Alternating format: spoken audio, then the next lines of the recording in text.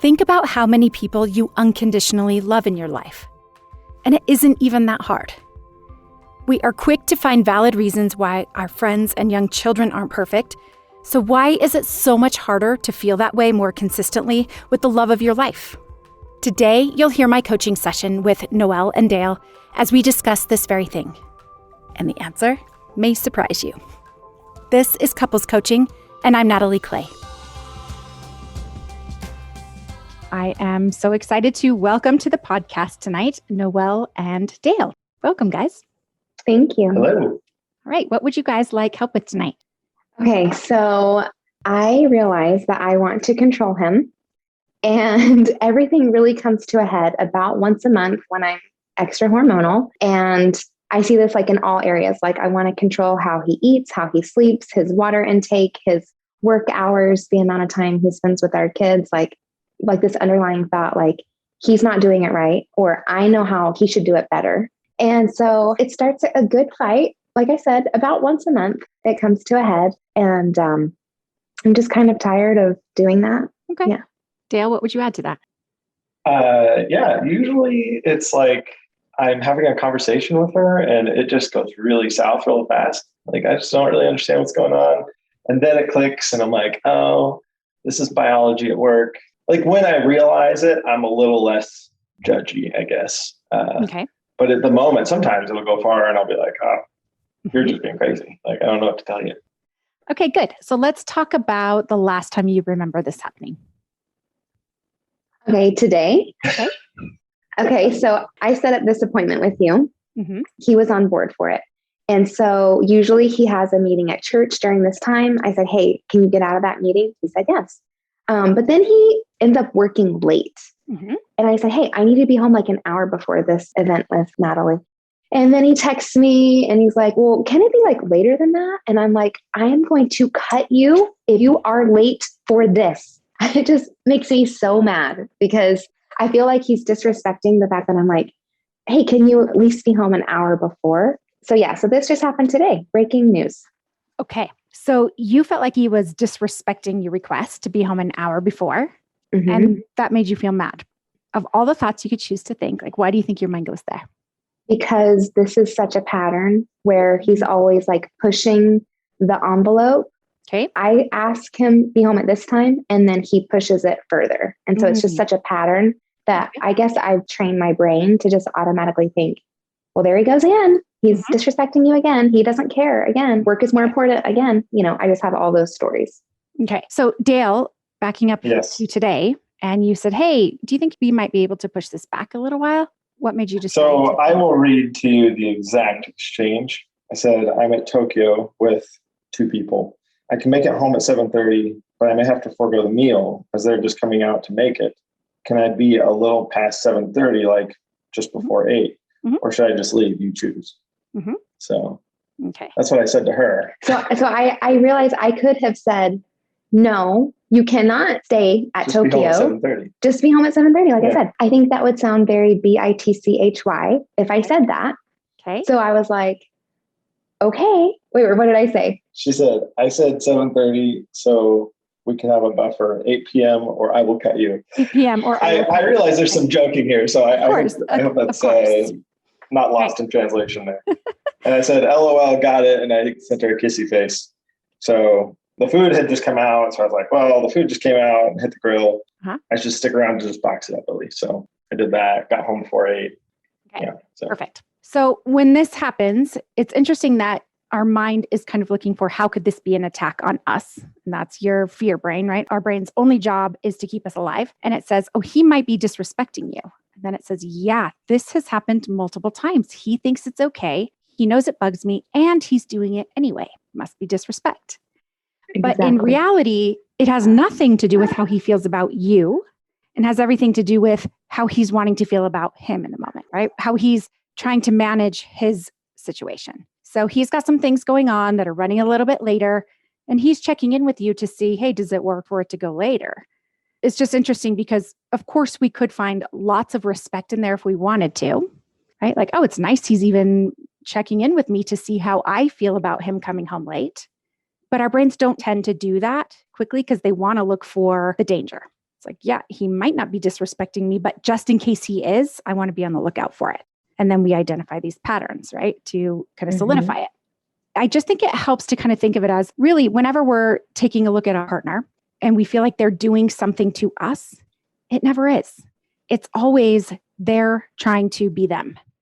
It's not about what they're doing to us. And as soon as we think there's a set way for him to show me respect, that tells us how you like to be respectful. And what that really tells us is your value ranking system in a moment and how it might be different than Dale's, where you have a value around being on time for things. And Dale has his value for go with the flow is a bit higher, or being with these people or enjoying this food. But do you see, none of it has anything to do with how you feel about each other. It's just who you are as individuals. With me? Mm-hmm. Okay. So now when we step back and we realize that, like, it truly isn't about each other. And, we always talk about how kids, the world revolves around them. They make everything mean something about them. We do too as adults. That doesn't go away. So just stepping back for a minute, when you feel disrespected, let's talk about another way that we can maybe choose to think about that in the future. Okay. Tell me your thoughts so far, though.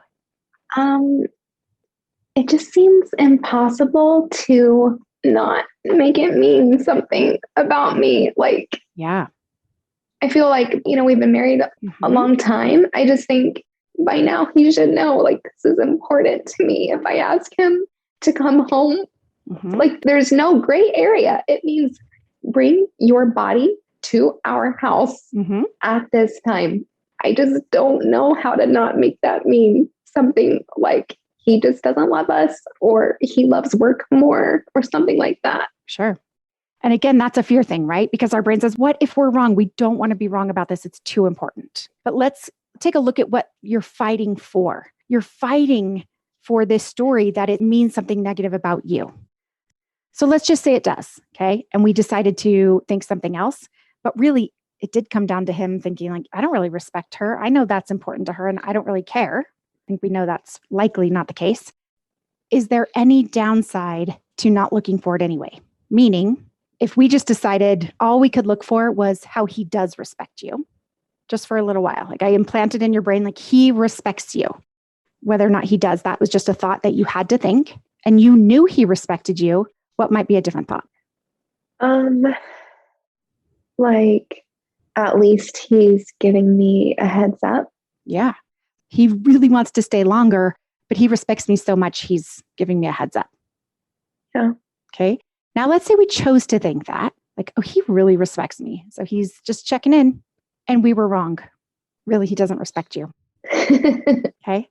So he's checked in and you're like, no, I need you to come home by 8. And he comes home by 8, but he doesn't really respect you. Okay. Do we wish that we had been looking for it? No. Because what does that mean about you if he doesn't respect you? If he doesn't respect me, then that's about him. It's not about me. So why would that be dangerous? It seems dangerous because it's like a slippery slope. Like, if he doesn't respect me, then maybe he will like fall in love with another woman. That could happen. And then what would happen? I guess we would get a divorce. Okay. Maybe. Might not. A lot of people fall in love with other people and don't get divorced, by the way. Okay. But that could happen. And then what? Right. Then I don't know. Then what? Yeah, I mean, that's, I guess it's funny to me to hear some of these things play out because they seem silly to me, truly. Because it's, there's this thing, it seems like in coaching, it's like mind your own business. And she keeps thinking she's in my head, thinking she knows what I'm thinking. Yeah. But all that couldn't be further from the truth. And, I do love her and I respect her and I want to be with her. And, the way she wants me to show up is different than I am sometimes. I don't want to say it's a character trait to be late, but I have a hard time being early to things.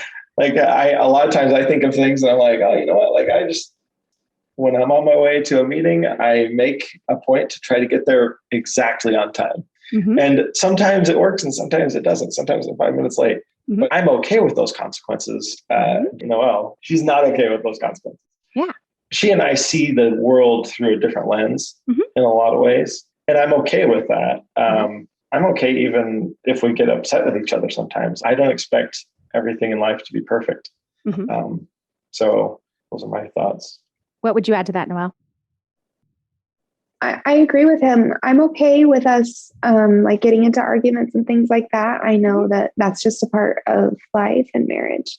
But what I'm not okay with is just this constant need that I have to try to control him. I feel like my love is conditional and I want my love for him to be unconditional. But is that really true? I'm serious because I'm not really believing it. And here's the thing I want you to notice, Noelle, is when you're telling me what's going on your side, you're really bothered about your attempts to control Dale. Dale hasn't said anything about being controlled. He says, yeah, we have our things and it's fine. And sometimes she misunderstands me and it's fine. Everything's okay. Am I wrong, Dale? Are you feeling controlled? Well, I probably don't let her control me. I'm kind of hearing that. So I'm an entrepreneur and having rules, a lot of rules and a lot of policies around things are just not really my way of doing things. Because that's how you get an edge in life. That's how you break boundaries. You do things unconventionally in a lot of ways. And for her, she wants to do things conventionally. When I had a conventional job, it was a problem for her. The idea of leaving that was really difficult for her. She's moved beyond that at this point for that specific thing. But it was really difficult. It was something where we kind of both put our heels in and we ended up figuring it out in the end, but it was rough. Right. So this is telling us about your individual personalities, which we often end up with people who are very different from us, which is great, right? Until it's not, because the things that we're attracted to in each other that are different are the same things that are going to cause us areas for, let's just say, for growth later on, right? Some challenges. But it's interesting, Noelle, what you're saying here is one thing that's bothering you is you have asked him so many times to be home on time or to be on time for things, that's really important to you. And he doesn't do it. And the other thing that really bothers you is that you try to control him. So what do we learn from that? It doesn't work. You're not controlling him. Right. Dale is not here acting afraid. I'm not picking up on any fear from Dale. There's some manipulation happening. Okay? I'm so scary. You can't see what's happening under the table, I guess. But I'm not catching any of that from Dale. What I'm catching from Dale is Dale's pretty laid back and Dale's okay with being on time or 5 minutes late. That works for him. And even though you're going to tell him a bunch of times that it's really important for him to be home on time, he's going to be on time when it works for him. But when it doesn't, he's going to call you and say, hey, I kind of want to be a little bit late. Does that work? So Dale's not being controlled. Okay. Right. Now, your idea that you're controlling him is just something that you've made up, right? So you have lots of ideas about how you want Dale to be, but here's why. You've decided that you shouldn't be annoyed or you shouldn't feel disrespected by Dale when he comes home late. And that's where you are conditionally loving you. You see the problem with that? If that's convoluted, let me repeat it. You're wanting to accept you and you like you when nothing about Dale has the power to irritate you.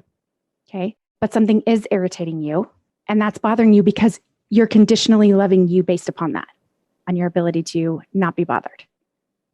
Because I'm judging myself for not loving him unconditionally? Exactly.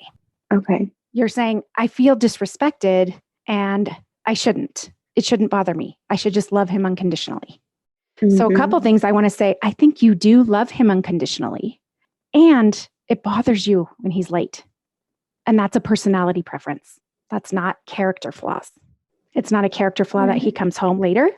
And it's not a character flaw that you like being on time. It's just who you are as individuals.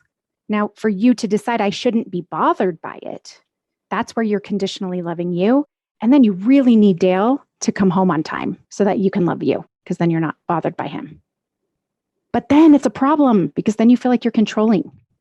Yeah. Right? So you're looking for these reasons to conditionally love you, where here's what I would suggest instead. What if I said, yeah, it is irritating when he's late. if you're someone who really likes being on time. Mm-hmm. But that was a fact. You can't change it. How does that feel? That feels very true. It feels true. Good. Yeah. Okay. That is your truth right now. Right. So why not just choose to think it? Because I don't like how I show up. Like, I'll be short with him. Okay. And so then he's probably like, ugh, why did I even come home? Because she's not fun. But here's the difference. If you just decided, no, when he comes home late, that's really irritating to me. That's just how it is right now. It's fine. Then you're not resisting it. You're not trying to make it go away. So when he comes home and you're being really short with him, that's you trying to motivate him to come home on time next time. Okay. Right? So that's resistance. Right. And then it doesn't work. So then you attack yourself, which is, oh, I'm so controlling. Right? So you're trying really hard to dislike either yourself or Dale into being different, but it's all about you wanting to unconditionally love you. Okay. Mm-hmm. So disliking yourself isn't getting you there. And Right. disliking Dale isn't getting you there either. So instead, just strip it back to this is what is for now. Right. And we're always changing, and it's really not a big deal. Dale is not being controlled. Dale's managing all of that for himself fine. The way you manage it is that's irritating to me, and I choose this anyway. But you have to choose you anyway too, which is I'm going to let myself feel irritated.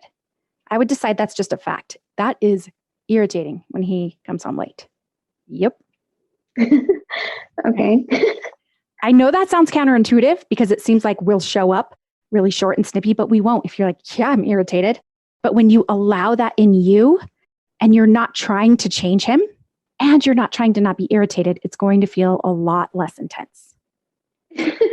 Yeah. And he's just going to know you're irritated. That's fine. Dale's for sure going to keep doing what he's doing because what you're really wanting is for Dale to have a different value ranking system. You're wanting him to also value being on time so that you can like you. Yeah. Okay. So instead, just like, yeah, I like me even when I feel irritated with Dale. Okay. Tell me your thoughts on that. It sounds hard. I know it's so simple, but it sounds hard because I guess just because of the patterns that I'm in. Okay, tell me about those patterns. Just like of being like snippy or short with him. So here's what I want to ask. Should you never feel snippy, or should Dale just be more on time? It's not a big ask. I think he should never be late. That would be nice.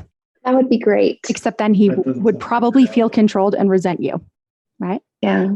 And you're wanting him to want to be on time so that you can feel respected and all of that. He doesn't care about being on time. And it has nothing to do with you. Nothing.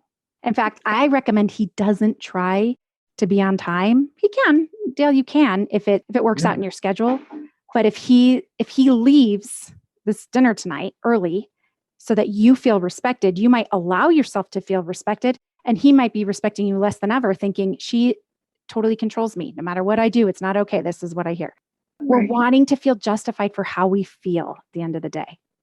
So if you just do that for you, instead of beating yourself up for it, then you won't feel so irritated with Dale. And Dale's fine. He's taking care of himself. Okay? Okay. This isn't a problem.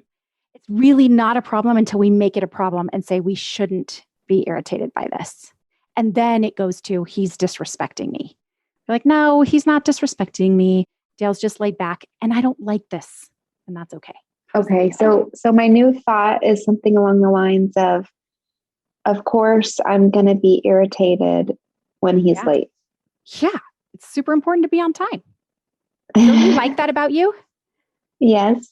So let's let you like it and let's let you be irritated. Oh, I can't stand when he's late. But you know what you probably do really like about Dale? What? Tell me one of the things. I don't want to put it in your head. Like, what are some of the things that attracted you to him? He's fun. He's fun. Okay. And I guess fun people like to be late. I don't know. Okay. We're not constantly thinking about where to be. Okay. I like that he is compassionate. Okay. And really smart. What about when it comes to making choices about things that you feel really strongly about? like the house or where you live or where you go on a trip or how you spend your weekends? How much say do you have in that? A lot. A lot. I love it. And that doesn't make you controlling, by the way. You like that. And guess what? You married the perfect person because he's super laid back. He's okay with you having an opinion on that. And he's like, great, I don't have to choose. Tell me if I'm wrong here, Dan. Yeah. Now we want to put labels on everyone to decide, are we okay? Are they okay? All of this. But that is Dale's personality and your personality is different. And you guys are a really great match because of it. I promise it's not just that we should all be laid back and you shouldn't have strong opinions. Now, on the other side of that, though, you don't get that laid back Dale if he is always on time. Right. Okay. See, that's his personality. It's nothing to do with you. Yeah. Okay. What's your thought, Dan? I know I was going to say, I wish everyone could see Dale's face because it looks like I just blew your mind. Yeah, no, you did. I mean, it's, I can't show up like I normally do if I'm always on time. Because that's just not, that's just not who I am. His personality. He's going to try because he knows it's important to you. But what's really great is a lot of times we talk through these things and we think, well, if you're unselfish, you'll know that this is really important to me. So you'll be there on time. But it would be just as fair to say, well, if you really respect Dale, then you will know that that's not his way and you won't expect him to be on time. And then we go to great lengths to explain why being on time is better or not having to worry about being on time is better. And we spend all our time there where that's not really the issue. Those are all the symptoms, but the cause is what's going on in here. It's what you're making it mean. And first of all, you make it mean disrespect from Dale, but that's only because very first our thought is fear and self-judgment.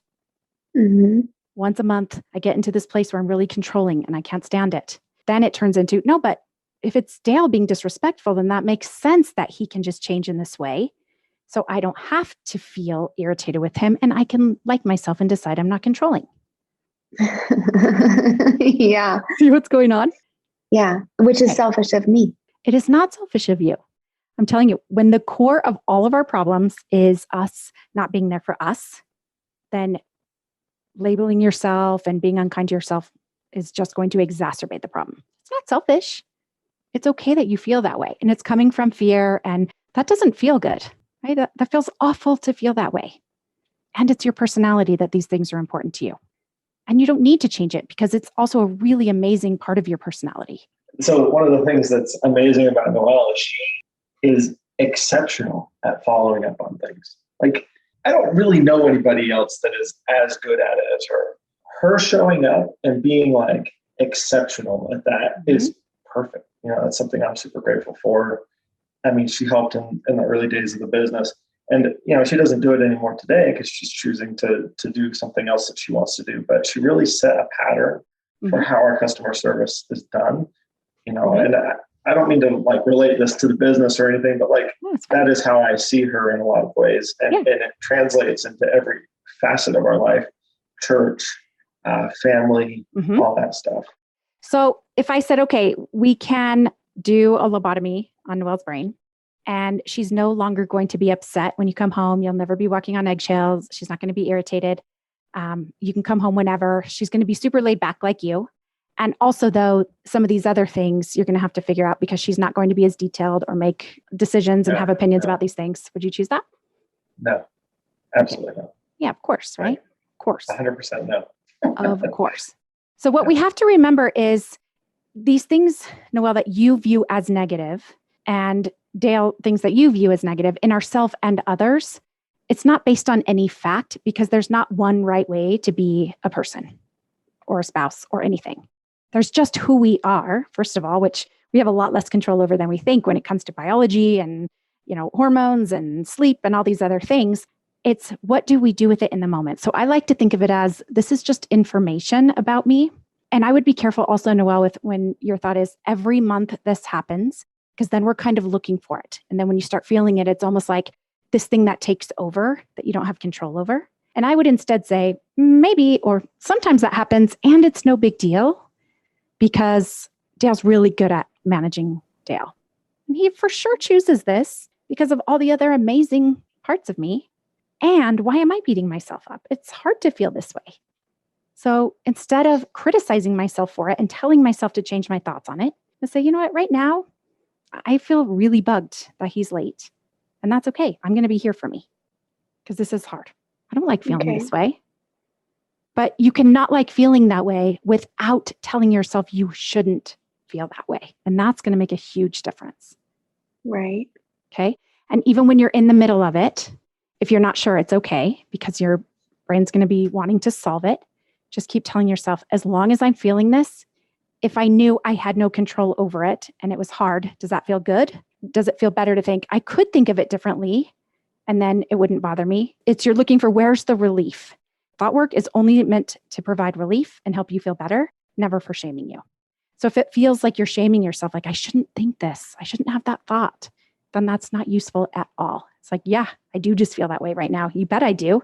I love being on time. It drives me nuts that he's not on time. And of course, I love him unconditionally. And this is not cool or whatever, right? And it's not a big deal.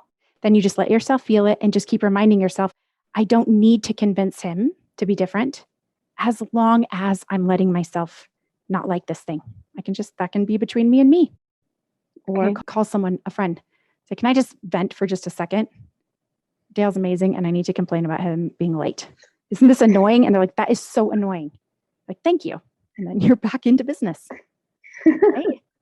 But that really, truly is how you connect with you. That's how we develop true confidence, because it's easy to like ourselves when we can just change our thoughts and never be irritated with anyone and think we're amazing. But that's not really confident. That's conditional love. So can you be there for you and love you when you do feel irritated? Okay. Makes sense? That's the work. Yeah. That's the work. Because then when you do that, it changes things so quickly. It won't even be that big of a deal because you're not making it mean all these things. It's like, yeah, I'm just annoyed. It's fine. It'll pass. Okay. So just kind of like, what's the word? Divert my attention to something else when I'm wanting to like judge him. So it doesn't really matter, right? Like sometimes you might get upset with him. Oh, well, he can handle it. That's what he's just told us. Just be like, oh, wow, that came out. It's fine. So I'm not really concerned about your action. It's more the thoughts you want to practice, which is, okay, maybe this will pass. Maybe it's not that big of a deal. All right, I'll solve that later. This is just hard right now. I'm just struggling. Man, that's hard. It's hard to struggle and be human. So how do I want to pass the time? I also think of it as it's kind of like you're in an emotional flu during that time, where if you had the physical flu, you wouldn't expect yourself to be at the top of your game, accomplishing all the things and doing everything.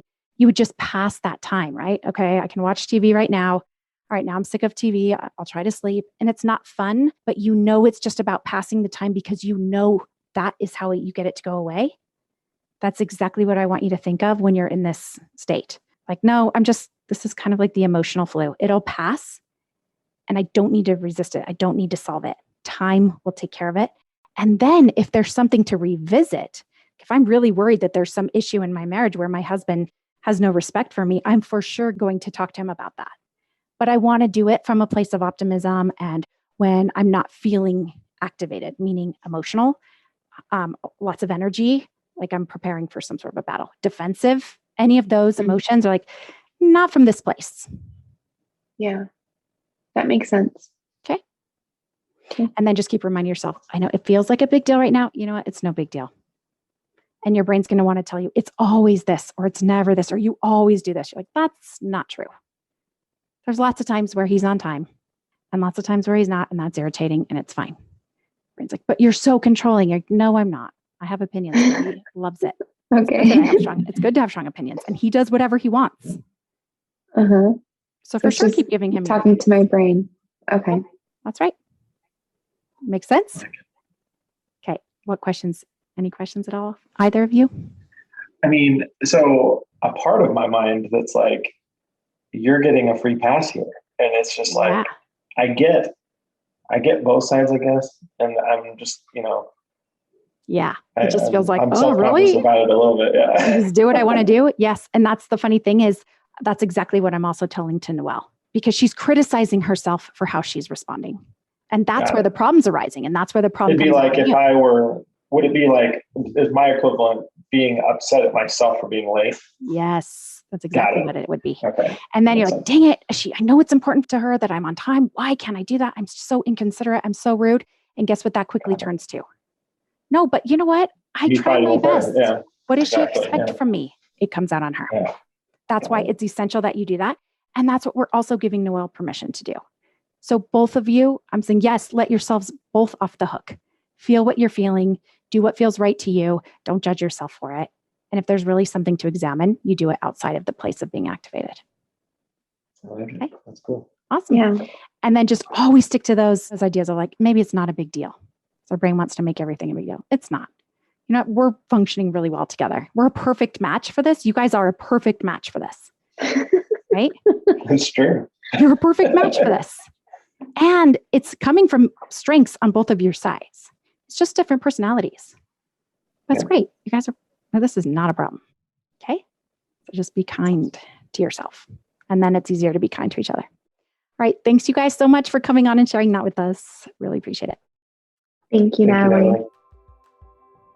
Thank you to Noelle and Dale for giving us a glimpse into their marriage so we can normalize some things that you may also struggle with in your relationship and learn along with them.